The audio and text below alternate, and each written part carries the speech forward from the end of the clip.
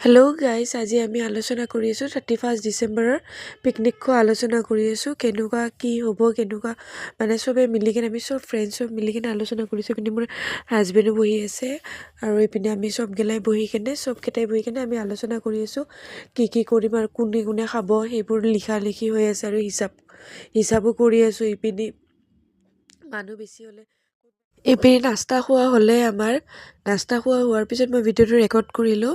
খোৱাৰ সময়ত ৰেকৰ্ডেই নকৰিলোঁ। এনেকুৱা আৰু খোৱা লোৱা হ'ল আৰু এজনী ফ্ৰেণ্ড আহিল, তাইকো আমি মাতিলোঁ।